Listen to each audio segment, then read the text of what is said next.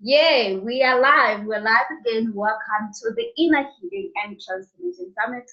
I am Joy, your host for the next couple of days, 9 days. We are doing this. I'm having conversations with amazing, powerful teachers, coaches, healers from and across Africa. And we are speaking everything spirituality, we're speaking everything healing and transformation.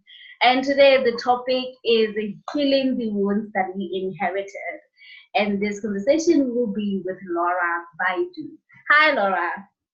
Welcome. Hi, Joy. Thank you so much for having me. I'm so excited to be here. Oh, I'm so excited to have you to be in conversation with you about this really important topic of wounds and healing them, and wounds, especially those we inherited from different people, really.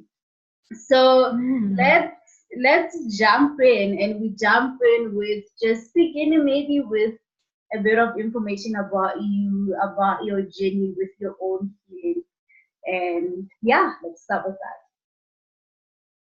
Okay, sure. So, for those of you who don't know me, my name is Lara, and I am a counselor, qualified counselor. I am a coach, and I am also a safe space facilitator and a trauma informed facilitator and writer. And my journey with my own healing has really spanned over the last decade. So, when I was 19, I first entered into therapy for the first time and spent the next decade essentially peeling back some of the layers in the healing journey that has become such a powerful part of my identity and the work that I do in the world. So, what I realized after a lot of healing, and I entered therapy after when I was about 19, after making a geographic location, a geographic move, which really actually directly impacted how I felt emotionally. So what it did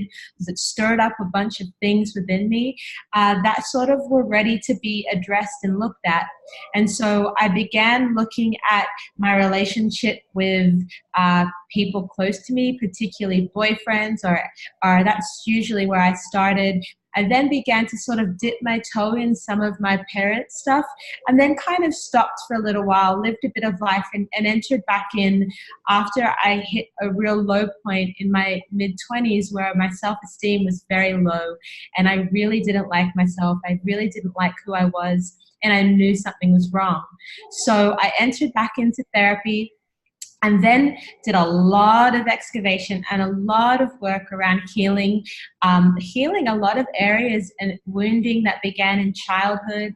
As I started though to unpeel some of the layers and do up some of the healing within myself, I really began to recognize that there were generational patterns of wounding that were playing down my family line. And the more work I did on myself and the more that I investigated these patterns, the more I realized that what I had actually been doing was intergenerationally playing out patterns that I had learned from my family of origin. And then also some of the things that were societal patterns that had sort of been placed upon me. So some of examples of that the are womanhood, being a woman, and feeling the need to be nice or to be pleased, to be pleasing, to not rock the boat, to not stand up for myself. A lot of those things, or to be conscious of those patterns, which were inherited from my society, but also other patterns from my childhood that I had sort of inherited as well. So after all of that work and doing, I've done spiritual work, healing work, emotional work. I entered and I went back to school and got my degree in counseling, and really focused my attention on not only just therapy, but also trauma and the impact that trauma has on how we live full lives. So that's currently the work that I do now, and I coach women, and that's kind of where I focus my attention and what I'm up to. So that's a bit about Ah, me.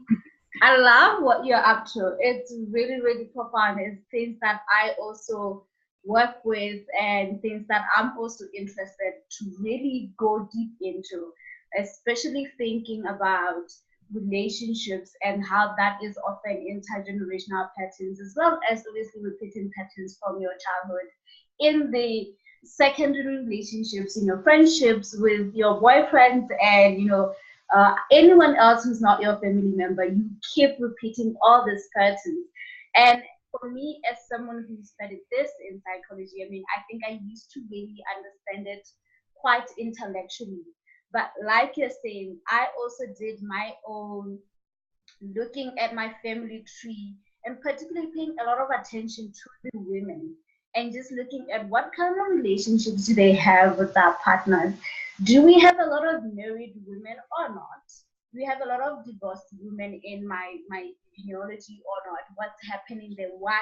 And like you, I also found such a huge pattern that almost every woman in my family tree had the same kind of similar energetic relationships with their own partners.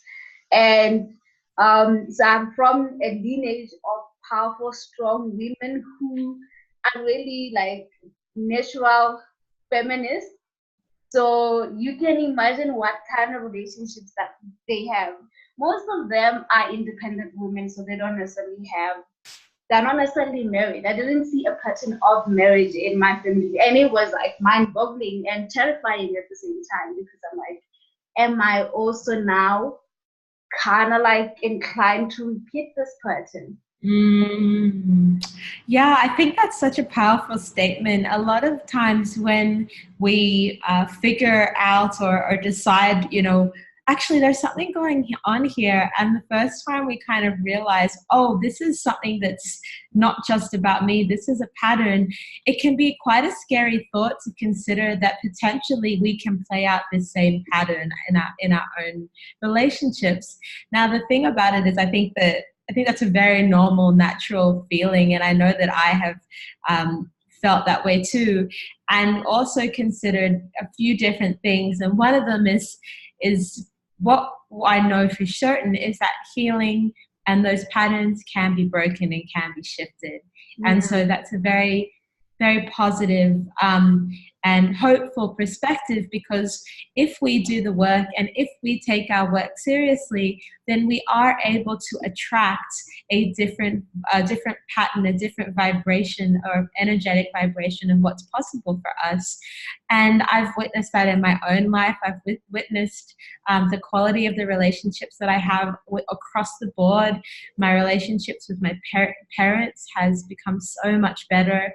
My relationships with I have soul sisters in my life that are so supportive and bring me so much joy. A lot of that toxic energy is just gone from my life. I have a beautiful, supportive partner who is encouraging and is able to be in his own divine masculine energy and also allow me to shine and be a strong, powerful, independent woman.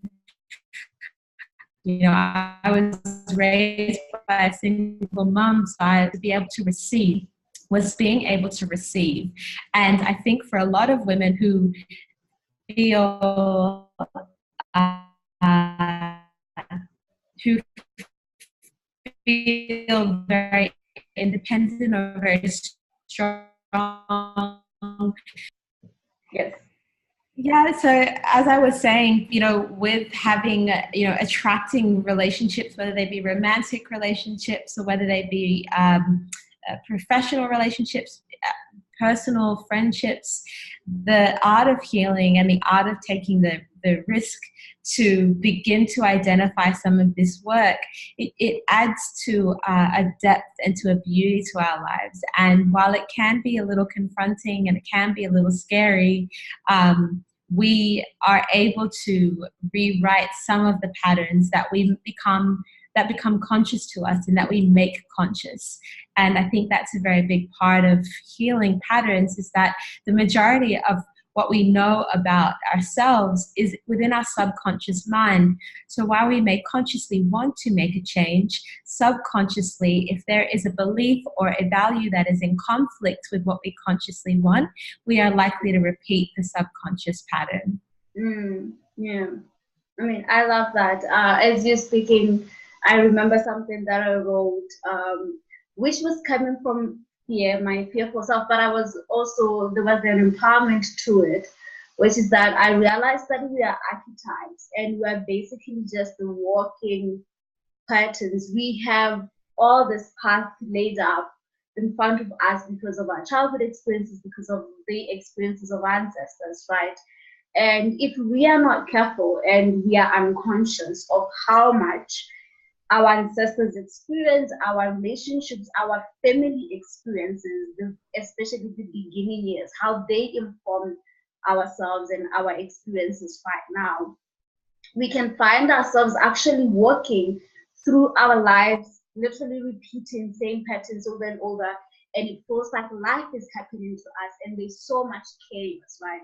So it's like at some point it can be like, so we're pretty much in a wheel, and someone is just rolling the dice, and we're just going along with it. I mean, that's the idea you can get in the beginning when you're starting your healing journey.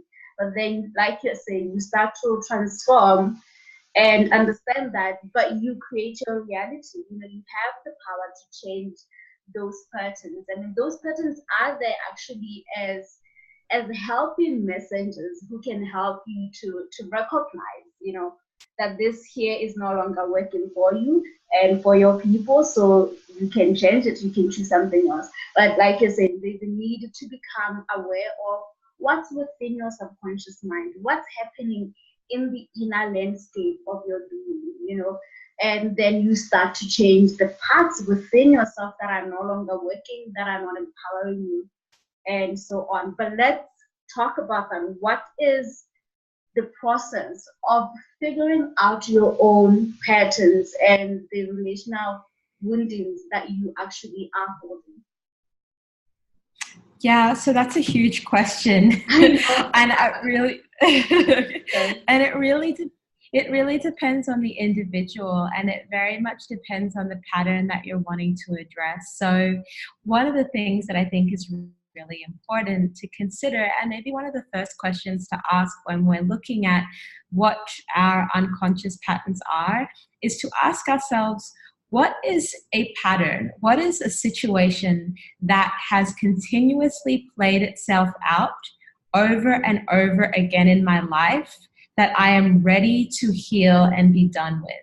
So that might be having a mean boss and you've had 4 different jobs and your boss has been really rude every time you've worked with them. It could be having a relationship with a partner who is consistently unavailable emotionally to you. It could be the fact that no matter how hard you try, you are not able to attract sisterhood that is uplifting and that brings you joy, and you find yourselves in toxic situations with other women.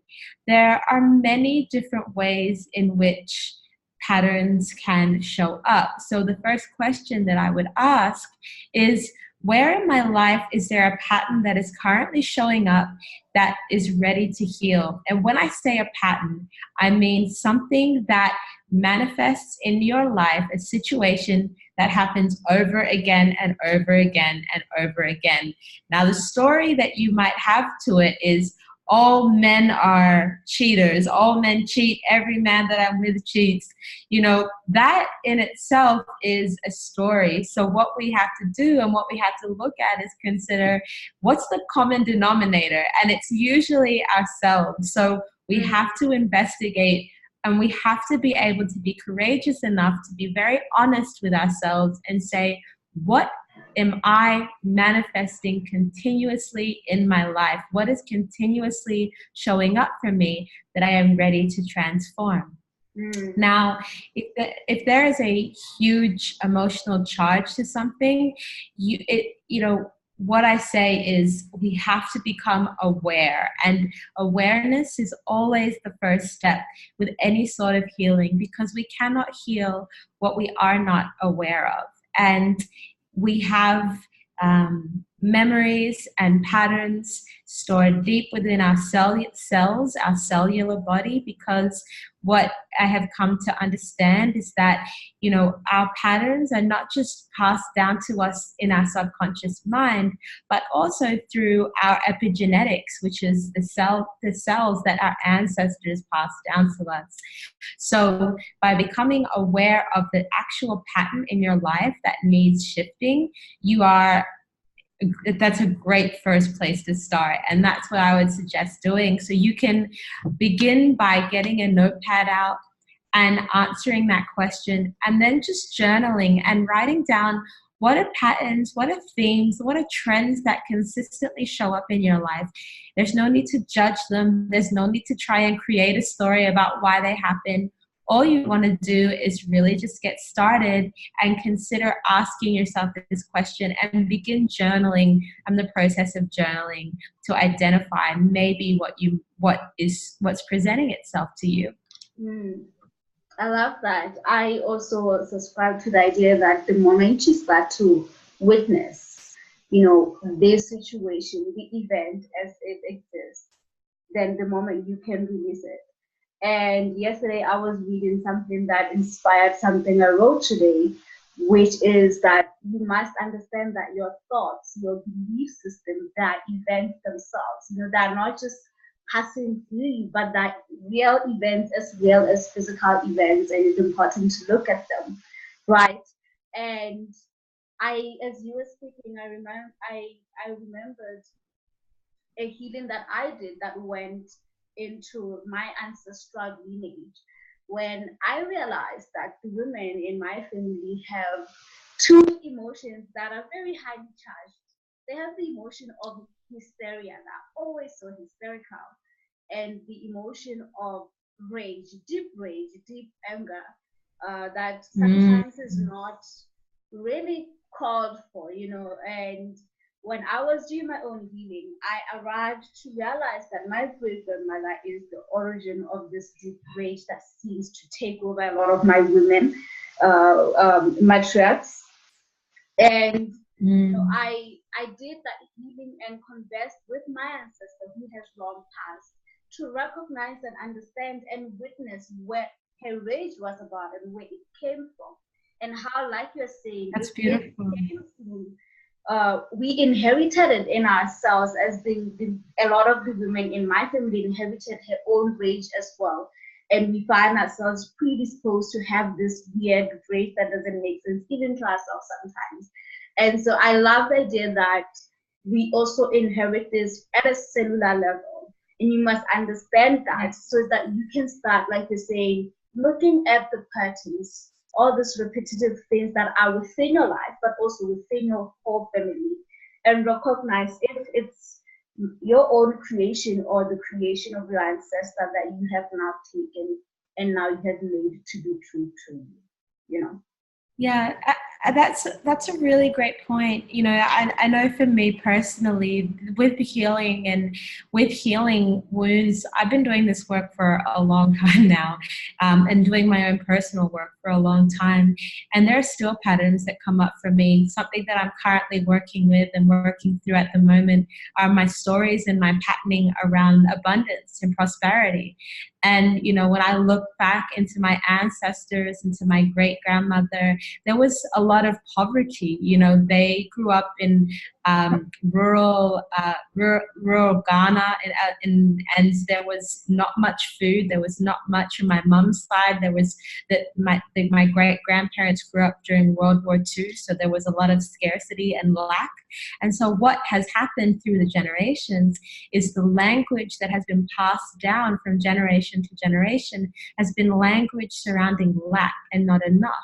And so what I have become to uncover is that because of the patternings of my parents and my grandparents and my great-grandparents, and the way those root fears and those primal fears of not having enough, of being in survival mode, transmute onto me and shape the language that I share around prosperity, around abundance. And not just that, it manifests itself into all other areas of my life as well.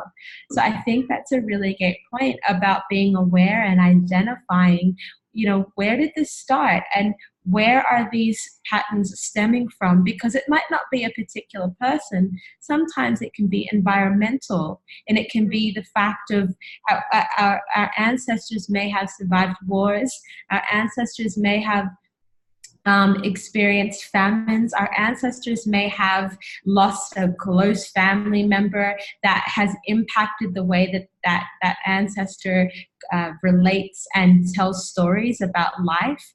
And what we know is through that study is that those can be transferred and passed through to us. So being compassionate and kind with ourselves as we do these exercises, and just becoming a little more aware of what has happened in our family, what has happened within our ancestors 3 generations back, can really be supportive to having a better understanding of where these patterns start and stem from. Yeah, I absolutely agree. And for me, with this example that I use, what I realized is when I witnessed my great grandmother and her rage and the origin of her own personal rage, and it had a lot to do with that she really felt like she didn't live her fullest potential because she became a mother at a young age, and I think that was the general energy in her generation, to marry so young and to have kids and then to do everything for the husband and for the man. And so she had this great potential and great dreams that she never really got to realize, and that just made her an angry woman, and she lived in the shadows of her husband, who was a great healer, a great shaman, and I think that just made her quite angry. And what I realized is, as soon as I identified where her rage came from, and then I looked at my own life, and I looked at where I was repeating also the pattern of not, living my soul mission, not really pursuing my potential, not really doing things of my highest place. And somehow witnessing my great grandmother's pain and rage gave me permission to let go of the rage and also to pursue the dreams, because then it's like I wouldn't want to repeat that. I feel like also it's honoring her loss, like she lost that opportunity, but since I'm alive, then I can, in her honor, pursue my gifts, pursue my soul mission. So part of healing and healing from the ancestral aspect of it is that you can get permission. Somehow you get the permission that it's okay, it's safe, it's valid that you have this emotion, and you have it because you are interconnected with the people who have lived before you, and that's still alive within you. But it's okay to recognize that as not really mine, and as something that I can also say, thank you, great grand ancestor, but I do not want to inherit this anymore. And then begin your journey of creating anew, and creating from empowerment. I love that. That's beautiful. Yeah. We were talking about this with Baidoo about permission, about how healing, the more you strip the layers, the more you start getting permission to be empowered, the more you get permission to dream for abundance, like you were saying, and to dream for healthy relationships. And I want us to go to that, to healthy relationships. How do you, I'm sure that there are processes, and you can share, how do you get to healthy relationships, to manifesting healthy relationships in different ways? Okay, so if you are wanting to cultivate healthy relationship with other people, for instance. The most important and fundamental aspect and way to cultivate a healthy relationship with someone else is to ensure that you're cultivating and developing a healthy relationship with yourself first and foremost. Mm-hmm. So self-esteem and self-worth are the basis and the fundamentals in cultivating a healthy relationship, and generating a sense of self-love and creating a sense of worthiness is a practice, and it takes time. We have to be able to identify where in our lives, if we are not attracting healthy relationships in our lives, we have to be able to identify where in our lives and why are we not attracting healthy relationships, and what behaviors are we attracting, and what behaviors are we currently putting out there that are giving us the results that we're given. So, for instance, an example might be we may have a partner who is emotionally unavailable to us. Now, if we are in a relationship with someone that is not meeting our emotional needs, we have to consider the fact that this relationship is not meeting our emotional needs because somewhere there may be a pattern of deservingness or worthiness because we accept what we think we deserve.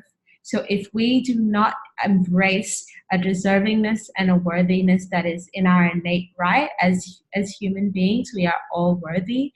A lot of these patterns, though, come from childhood and stem from childhood, and particularly around self-love. If we have had parents that maybe were not emotionally available to us, so they gave us a lot of tough love and they were not emotionally shared and open with us, or maybe we had an absent parent, maybe an absent mother, an absent father, those core feelings, we will attract that in the form of a partnership, subconsciously trying to heal that wound. So as I was mentioning earlier, in order for us to be able to heal that wound, we have to be able to investigate where we first felt that, what that looked like, what that felt like, and allow ourselves to feel the emotion that was attached with that and release it. We have to be able to get in touch with the parts of ourselves that have been hurt and wounded and explore those parts of ourselves and begin to create a new narrative for ourselves. And what I mean by that is we have to take actions that are loving. So there are a few ways that I love to do that. One of the ways that I really love to do that is I create a gratitude. So creating gratitude brings you a sense of feeling of joy and what we're grateful for. What we begin to come and raise our vibration into a space of joy and happiness. And from there, we can do some really great work. So work includes what I would suggest is affirming ourselves with affirmations. We are worthy, we are, and saying these things to us. We can journal and reflect. Also to seek out support, counseling support, coaching support. There are the support of this amazing group. There are so many places where we can seek out and get guidance and support to help us do some of this personal healing work. And once we cultivate and develop a deeper sense of self-love within ourselves, the more that we love ourselves, the more we will attract people into our lives that love us. It is really, really that simple. If we love ourselves, the love that we accept is the love that we have for ourselves. So if we are not accepting positive relationships from other people, it's because our relationship with ourselves is maybe somewhere toxic and not positive. Mm-hmm. And another way to be able to do that and to really identify, maybe what are the habits or what beliefs do I have about myself that I partake in relationships. So for instance, a lot of us who feel are highly sensitive and who are empathic also tend to be codependent. And codependency is the belief that you need someone else to complete you. So if we are looking for validation outside of ourselves, if we are looking for someone else to meet our emotional needs, we are not meeting our own emotional needs, and therefore we are not validating ourselves. In order for us to cultivate a healthy relationship with ourselves, we have to be the person that we wish for. We have to meet our emotional needs. We have to nurture and take care of ourselves. We have to be compassionate and kind to ourselves and practice self-compassion, practicing the art of telling ourselves it's okay, we don't need to be hard on ourselves. And these are some of the ways in which we begin to cultivate a healthy relationship with ourselves, which in turn will change what we are attracting externally. I love that. I mean, I love everything that you're saying.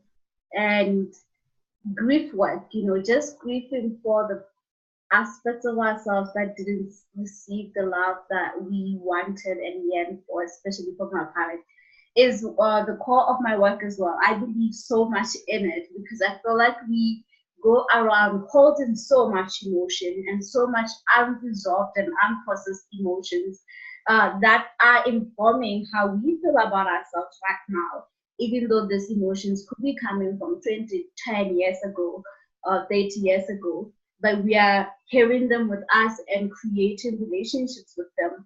And not only that, but actually relating with other people from these unprocessed emotions, So it really almost sets us up to be self-sabotaging and destructive in the relationships that we are forming with other people. So that's why this work is so important. Like you're saying, it's super, super important. And as you were speaking, I realized that for African women, and women really, but in particular Black women, we cannot speak about this without talking about patriarchy and how a lot of us women, we grow up really being programmed and conditioned to yearn for love, and not necessarily healthy love, but this love that you are a true, complete woman only when you have a partner, when you have a husband. I cannot tell you how many times people, my friends even, have really given me this energy that there's something wrong if I'm a single woman. Like, why are you not looking for a husband? Why are you not looking for a partner? Because we have this equation, I call it equation, that a successful and empowered and fulfilled woman is the one who has a partner in their life. And it's okay to aspire for a relationship, but there's something unhealthy about the way that we are conditioned to look for love in this way, such that you find that some of us African women, we settle in relationships that do not serve us because we were told that our deservedness, our worth is only available and valid when there is a man attached to you. Or no, actually, when you are attached to a man, it's never about the man attached to you. So how do you mitigate this in your work? Because I think it's a very important part of healing relational wounding, because it's beyond even, childhood and intergeneration. Yeah, thank you so much for bringing that up, because that was the core of my healing, which kind of came to this climax like 3 or 4 years ago, in which I recognized that the wounding and the projection of my worth and validating and power, I would project that onto a man. And what I mean by that is, when we have been conditioned societally, and for a number of reasons, to idolize men, and we idolize men in the way in which we believe that we are complete, we will be fulfilled when we have a man.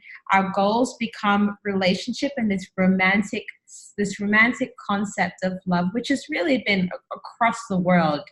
But particularly for those of us who come from environments where we become, like you said, fulfilled or more worthy or more of a woman when we are in partnership, when we have children. These systems and structures all break down to patriarchy, but for us, we have internalized the belief that our worthiness and our joy and our fulfillment is outside of us. And if we are able to grasp what is outside of us, then we will be happy. Now, my experience with this is that is the fastest way to get you miserable. The fastest way to get you miserable is to seek outside of yourself. The surest way to stay disempowered is to keep believing that there is something outside of yourself that can make you happy and that can bring you joy and fulfillment.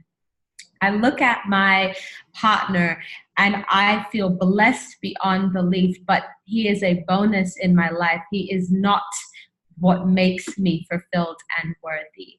And what I had to do was really begin to peel back the layers and become aware of the fact that I was idolizing and conceptually believing that if a man wanted me, then I was worthy. My primary unconscious belief surrounded the fact, the art of being desired, the art of having attention drawn to me, so that when I had attention, when I was desired, I was validated, and my validation therefore validated my sense of self and my sense of self-worth. So for us to explore these things, as I was saying, we can intellectually understand this, but I had to learn this lesson like 5 times over the course of 3 years.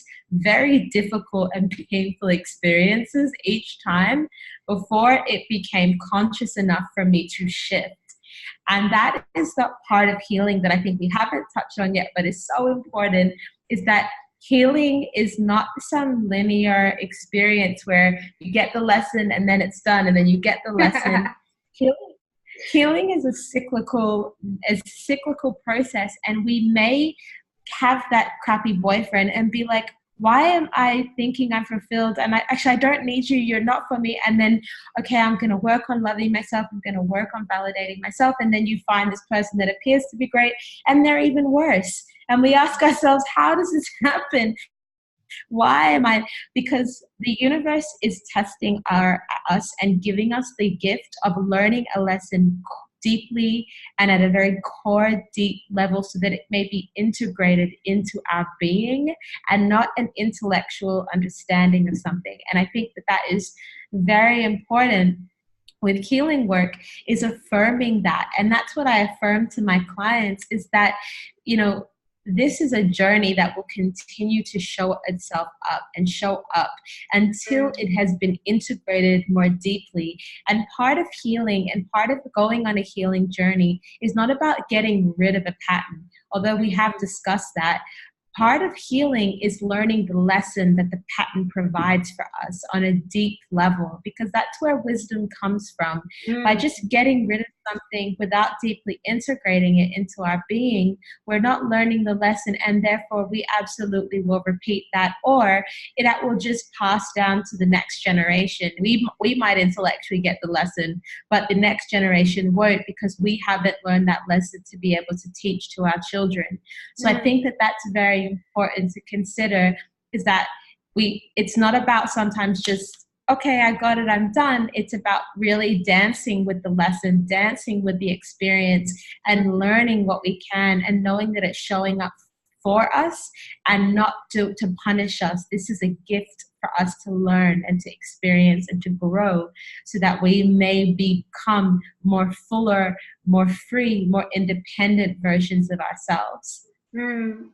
The most profound thing that I ever did for myself since I began healing in an active and proactive and continuous way was to really embrace the human in me, because I think that for a very long time I tried to reject the woman, the divine feminine, but also the human being.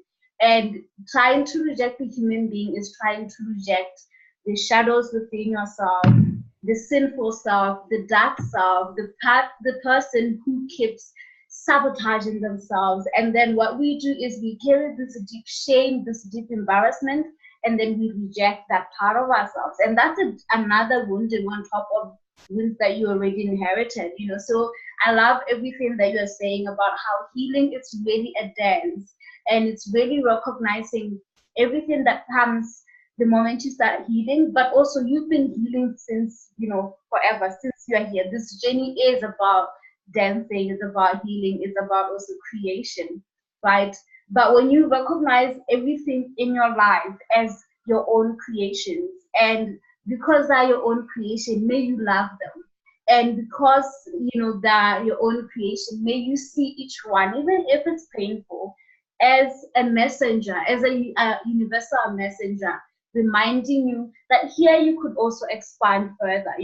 So I also have that saying that I pay homage to my wounds. I say thank you for coming here, for reminding me of my humanness, but also my potential.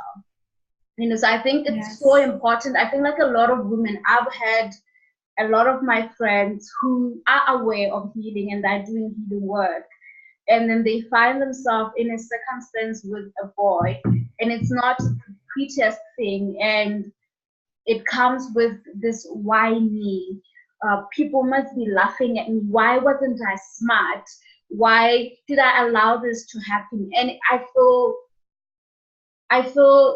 it's so harmful to look at it that way, to say why me, but rather than to say what great lessons wait for me in this situation. Yeah, and I think you mentioned, that's a great point. You mentioned 2 points that I kind of want to elaborate on there. The first point is, the why me, and we begin blaming ourselves. Sometimes when things happen to us, we can begin to blame ourselves. And like you said, the guilt and the shame of the experience that we feel, we internalize that, and we feel that there's something wrong with us, and we start to be so critical of ourselves. That is, in an essence, the root of what I was talking about in terms of developing a loving relationship with yourself. When something happens outside of ourselves, how would you speak to your best friend? How would you share that with your best friend? You would tell your best friend, it's okay. It's going to be okay. I've got you. Don't worry. Everything's all right. You did the best that you can. I love you. But why is it that when we have something that happens to us, our first innate feeling is that you're so stupid. How could you let this happen? Why did you do this? And we begin to beat ourselves up for something that may or may not even be our fault. And that, I think, is a really important part of what I mean when I say self-love and self-compassion is things happen, stuff happens, but how do you talk to yourself in the process of that? Can you nurture yourself? Can you cultivate a deep sense of love for yourself despite that? And as you mentioned, which is the second point, shame and feelings of shame are very, very sticky emotions. Shame essentially is the belief that you are bad. So we have guilt, which is I did something bad. Shame is I am bad. And so a lot of shame is a very toxic emotion, and a lot of shame can be passed down to us. So, there's nothing good about shame. Shame is not the sort of feeling you want to be feeling because it's not constructive in a lot of ways. The best way to heal feelings of shame is to name it. So you have to name what it is that you're feeling to be able to move out of shame. Shame is a social emotion, which means that it loves isolation. It loves to, it loves for you not to talk about it because it wants to thrive and thrive and thrive. And so the best way to release shame is to name it with a safe person. And so, I think it's important to understand that, somebody that has proven themselves not to be emotionally available to you is not a safe person. Usually when we start unpacking shame, we unpack shame with somebody very close to us that we trust deeply, that has proven to be supportive to us, and usually with a professional, because a professional is trained to be able to support you with that shame process. And so I think that those are really important elements when we look at how we cultivate relationships with other folks, because if we have shame around something and if we are internalizing and beating ourselves up, we are in effect hurting ourselves, which allows for the toxic environment around us to continue because we are vulnerable and susceptible to that. I think that line, the bad self, which I use the word the sinful self, I call it the sinful self. It's one of the most powerful wounds that we all have. And it's the sinful self from Kaya, in that when we use religion, and I can only speak of Christianity because that's the one that I grew up with, there's the idea that we are sinful and that we have to, what's the word I'm looking for, to do specific things to be worthy of the love of God, right? And Yes. that certain experiences, behaviors that are sinful. And the difficulty with the concept of the sinful self is that a lot of these behaviors that are apparently sinful, they seem to be primitive within ourselves, they're primordial, in that you can yearn and lust for another human being, right? You can be overcome by that lust and engage in lustful experiences that are beautiful, right? But when we bring the idea of bad behaviors and bad women and sinful women, and then we look at experiences that some of us, we are having, women are having, that we know if we were using this idea of sin and good, it will fall under sin. This is why a lot of us, we often feel like, I'm a bad person. This is why this happened to me, because there must be something about me that is, deserving of this experience. I think it's a really profound wound, and we do not speak of it often enough. And I deal with the sinful self all the time because in my work of shadow work, I look at this one because I've noticed that any issue I've had as a woman, whether that's a womb issue, whether that's a relationship issue, even money, it always brought me to this, how my foundation of what do I believe is the meaning of life itself, why I'm here. Yeah. And then I arrive to the idea that there are certain ways that I can be that are allowed and certain ways that I cannot be that are sinful. Everything else, Yeah. I create my life from that wound, So I think it's such a powerful point, and it's so important for people to start also looking at how they carry this idea of the sinful self. What is the bad self and the bad woman,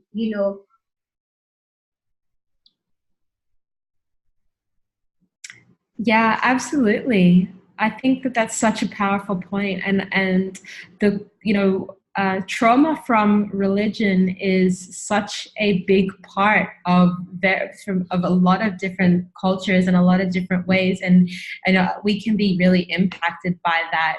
So I think that you're 100% right in terms of whether it's looking at sin that we've been like the notion of sin from a religious standpoint, whether it's looking at what our family has projected onto us about right and wrong and morality, whether it's the patriarchy in society, all of these elements and these aspects are rooted in the notion that somehow what we know to be true about humanity resides outside of ourselves and outside of what we can do to heal ourselves. And the core philosophy that I operate under, and I believe for my own life, is that I have the answers that I need for my healing within me, that my relationship with my higher power is unique to me, and that no system or structure can dictate that personal relationship, and societally and relationally. Now, we live in relationship and we live in a structure and a society. So all of those elements influence who I am, but they do not define who I am in its entirety or in its core. And so I fundamentally believe that inside of us we are innately good, pure, and that from that place we can heal any relational or core shame wound, whether we've identified or labeled it as sin or bad. And that has something that's been supportive for me. So it's powerful work when we have to look at the ways in which how our belief system fundamentally informs the way that we view and believe ourselves. And we have to be able to make the distinction between what our beliefs are and who we are, and question if we are our belief system or if our beliefs in system informs who we are. And that's a personal journey. That's not something that I believe anyone can tell you or impose on you, but it's unique for everyone. I love that. I love that because that's the foundation of my work as well. When someone enters my medicine room, what I encourage them when I start the sessions with this idea that you are here to really go back to your true self, right? And we're going to do that by peeling all the layers, all these belief systems, this thought, these events that you were given, that you inherited, and that in this room you get to choose which one you want to keep. And you keep the ones that empower you, that allow you to be expansive, that give you abundance, that make it possible for you to go outside or to even be within yourself and to truly believe that you live in a safe universe. You know, the question, I've shared this with so many people, that Einstein was asked, what is the most profound question that we could ask as a race? And he said, the question is, do I live in a safe universe? And that your answer to this question will determine how you experience your personal universe. Because at the core, we are all actually living in our own personal realities, even though we do connect in a mass reality, but you are the one who gets to experience your reality. You get to experience your thoughts, your belief system, you experiences, only you process them the way that you process them.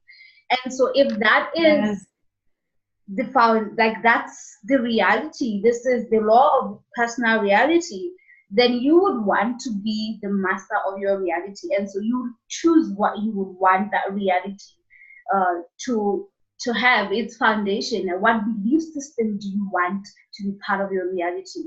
And if we could really start thinking of our lives in that profound way, but it's also quite simple and empowering. I find it deeply empowering that I get to choose what I believe to be true about everything, you know? Yes. And I think, yes, I just want to click to that because I agree 100% with you. That's amazing. It's so true, and to touch back on, how that shows up for us when we have inherited trauma and when we are trying to heal wounds that we have inherited, is that we get to consciously create our reality, as you mentioned, and our subconscious and our cellular DNA and elements of our reality are informing the decisions that we have made, both at a cellular level and at a mental level and an emotional level. And so in order for us to inherit and shift what it is that we want to let go of, a faith in a power greater than ourselves is very beneficial and helpful, because what it allows for us to do is to let go of the semantics of how things are meant to happen, so that we may enter into a state where healing can occur on our behalf. And what we'll see is that things will show up for us in our lives that will allow for healing to occur. We don't have to go out and like, healing doesn't mean like doing this, like breaking, like doing random things and making healing happen. You know, when we open ourselves and are expanding our potential for what is possible for us, the healing will happen naturally for us and on our behalf. If we continue to walk our journey and to be conscious of where our patterns lie and how we want to heal. Because what I have learned over my healing journey of over a decade now is that God will only give you what you're ready for, and God will only give you what they know that you can handle. And that healing is like you were saying, Joy, healing is a pattern, a layer of patterning. So your first layer might be your relationship with your partner. Then your next layer might be around the construct of the patriarchy. Then your next layer might have to do with your relationship with your father or your relationship with your mother. The next layer might have to do with your school system and your beliefs. The next layer might have to do with your identity and your cultural, emotional, gender, sexuality, all of those elements. And then you might deal with a spiritual sense of self. Or it could go backwards, you know, for whatever reason, my healing went from spiritual and then came back to race and then came back to, there were so many elements of healing on my journey that were what I thought would be out of order. See, but for me, it was that is what I needed and how I needed my healing to occur. And I think that it's very important to understand that. And the reason that I feel like, you know, a lot of what we're talking about is very broad and abstract concepts of healing, but I think it's fundamental to understanding how to heal in a way that is beneficial. Because, you know, I could give like 10 steps to heal, but if we don't have the mental mindset of what to expect with healing and an open mind and heart around what our journey can look like, we can block off healing that potentially can come in thought forms, shape forms, and realities that maybe we didn't think or know that we needed. And I think that that's very important to consider with our healing journeys, is that we don't have to try so hard to heal. What we need to do is to become aware of the wounds that we would like healed, and to rest deeply into our relationship with ourselves, our sense, our higher power, our ancestors, particularly to call on guidance from them, to get support from safe spaces, and allow the journey to unfold as it does and when it does. You're speaking to me. I'm like, oh, yes, yes, yes. We spoke about this the other day, about how for us, as our backgrounds are like psychology and counseling, how we found the need to go beyond just, you know, studying human behavior and cognition, and, you know, bringing in this big concept of spirituality, this big concept of metaphysical sciences. Because what we found, at least I can say what I found when I was offering therapy as just therapy, it was that, you know, talk therapy is powerful, but there is, like you're saying, a need to also look at a lot of things that go beyond this specific problem that you arrive to therapy with, you know, and that's why it gets really global and it gets very woohoo. You start having to look at what you believe to be true about God and the meaning of life. It's important because the true healing, it really needs you to take every layer of your personal reality and your human existence, to look at each one and recognize if it empowers you or disempowers you, you know.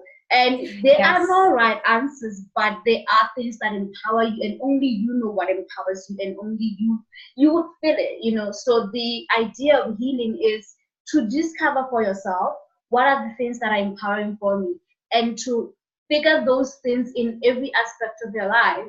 And, you know, when we speak about this, sometimes I get disheartened, and I'm speaking from the perspective of Africa.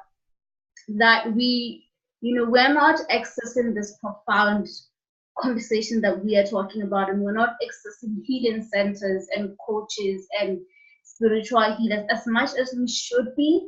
And when we get political, how our governments are not doing enough to allow people to access this kind of deep healing, because I think it's because we are not having important conversations about what healing looks like and what it requires, because it does require this kind of profound conversations about ancestors, about spirituality, about metaphysics, about wounds, about even the simple things. And it's important to bring all of them together. But like you're saying, it's not as overwhelming as it seems. It's just a matter of understanding that it's a lifelong process. You would always be discovering new ways that empowers and disempowers you. But you can start with you would start with the urgent one, whatever that is. What is currently disempowering you. Feel that, and you keep discovering more. Right. The question I ask myself and I ask folks to ask themselves is, when I think about what's coming up for healing in my life, what is it right now that I feel called to heal? Don't think about it. What was the first thought that came to your head? When I think about what in my life is ready and is coming up for healing, that's where you start. You start with where. And usually, as you were mentioning before, you think that you're healing, that something that's coming up for healing is what you want to be healed. But sometimes that's actually just a symptom of what actually needs to be healed. And what we think we're coming in for healing is actually nowhere near what we end up realizing that we want for healing. And that's what I mean when I say that healing is a cyclical nature. It's an onion, because we may think that we want something healing in some area, but it's like having a sore back. If anyone understands the back in chiropractic, it's like you have it, your shoulders and your neck have been killing you for ages. So you get all these shoulder massages, and you go to the massage, and you get someone to try and massage your shoulder, and then you go to maybe get a physio to get someone to do massage, and then you don't realize that actually your hip is out of alignment. And what you need is for your hip to be in alignment first for all of the other symptoms to sort of balance themselves out. And it's the same thing with healing at an emotional level. If we treat the symptoms which can include in depression, anxiety, mental health issues, which I have facilitated workshops on, usually there is a root cause, and the root of that has got to do a lot with trauma that we have inherited and trauma that we have directly experienced. And a lot of that is a slow process and a gentle process and an uncovering at a slow level. So, it's just so, I find this work I'm so passionate about doing this work, because I have been on my own journey for a while, and I feel very blessed to have been able to find the path of healing and find the path of recovery. And to be able to share this with my fellow sisters is like, thank you, God. It's a great thing to be able to do. I have also deep gratitude for this journey that is heart-wrenching as well as heartwarming at the same time. It's not an easy journey, but it's literally the most profound journey that you can enter, that you can start. And so I have found myself in deep pain, crying, but my heart so wide open and so grateful that I am in this much grief, but I'm also so grateful at the same time. So there is beauty in healing. And I feel like this is such a powerful conversation that we had. I feel the same. I feel like after I finish the summit, I'm going to go off the read for 1 week and come back and process this again and listen. But thank you so much for, just being here with me in this sacred space and exploring wounding in this very vast way that we did today. you know. Thank you so much for having me and for creating this amazing space. The work that you're doing is so special and amazing, so I'm so happy to be a part of it. Yeah, thank you so much. But before we sign out, I would want people to know how else they can do healing work with you, where they can access you, what's available in terms of your offering, because I think that a lot of women need to do relational wounding. Yeah, we do. Yeah, so. Absolutely. So if you want to connect with me, I'm going to put a link where you can add your email address and contact directly. So a lot of the work that I do involves one-on-one coaching with women. And so we do a 3-month transformational process where we look at an area of your life that is ready to be healed and transformed. And we do that work together. You can also get involved by connecting with the community through my online mailing list, and I send personal letters out monthly and reflections similar to this about my own journey and where I'm at with my healing. And then you can also find me on social media as well, and I share a lot of reflections there. So if you're interested in my offerings, my Instagram is BeWellBoho, and you can also find me and then access my offerings. I also run monthly workshops looking at different areas, and those workshops I run for free to really support women. So the best way to find out about me is through email and through connecting with me on social, and then from there really looking at exploring our different avenues for working together. So I actually have a workshop on the depending on where you're at in the world, the 27th or the 28th, that is next Thursday or Wednesday, depending on where you are. And that is all about healing our relationship with ourselves and other people, and to express our most authentic self. So very timely, very related to this. It's a free workshop, so you can access there. Amazing, amazing. You guys should definitely check her website. And all this information I will share it in the email, as well as you can go to the LinkedIn page to access the website and get all the details. There is so much worth and so much wisdom, and African sisters are opening safe spaces for us, because we realize that if they're not going to do it, we are going to do it ourselves. So join in and start this powerful, profound, most important revolution that you can start in your life and start your healing today. Thank you so much, Lara. Thank you guys for joining us. Thank you so much for having blessings to all of you everywhere. Bye-bye. Bye. Love and light.